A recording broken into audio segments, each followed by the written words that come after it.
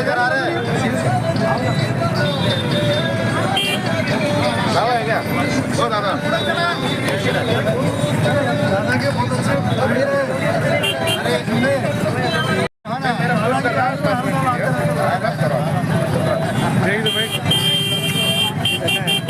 एक बार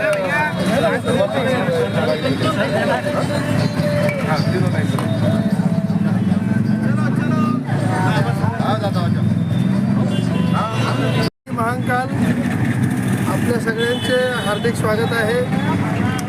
स्वर्गीय शेठ सुरेशचंद्रजी सिक्ची माझे स्वर्गीय वडील यांनी मागील 15-16 वर्षापासून या भंडाऱ्याची शिवरात्रीच्या दिवशी आपला साबुदाणा खिचडी आणि सोबत केळं लाडू वगैरे असं वाटप तब्बल 1500-2000 भाविकांना इथे चालता रस्ता जाता येता असं मांडव टाकून आपण खिचडी वाटप करतोय. आणि सगळ्यात प्रामुख्यानं म्हणजे गोष्ट अशी की 2020मध्ये कोविडच्या अलीकडे बाबांचं फेब्रुवारीमध्ये निधन झालं त्यांचं कोविडमध्ये. आणि त्यांच्या निधनाच्या 4थ्या दिवशी महाशिवरात्री आली होती.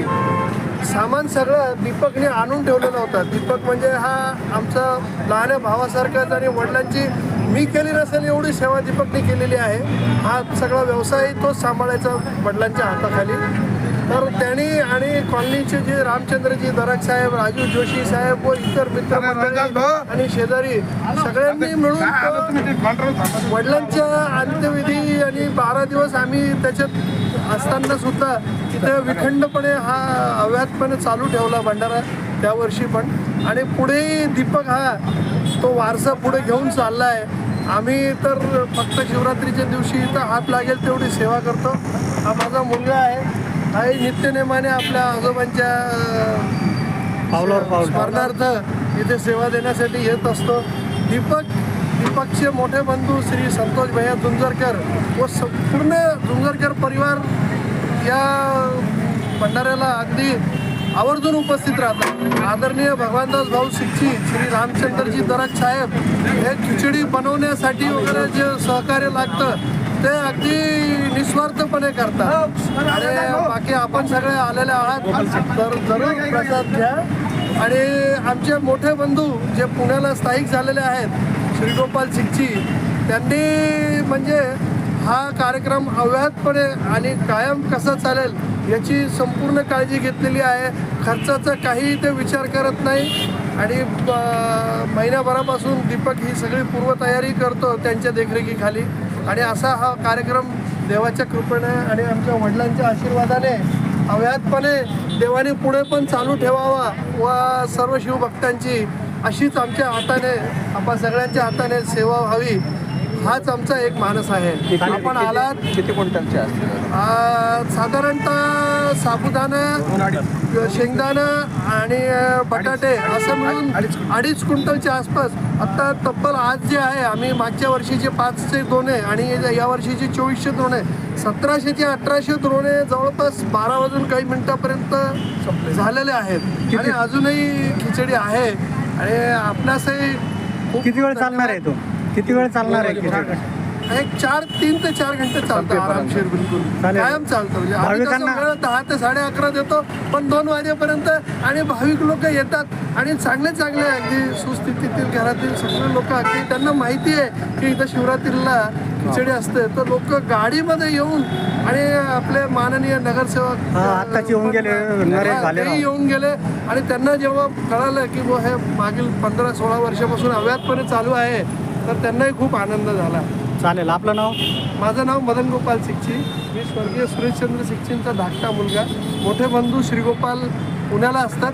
त्या सगळी भंडाऱ्याची व्यवस्था म्हणजे अर्थकारण जे आहे ते पूर्ण मोठ्या बंधूंच्या हातानेच होत असतं.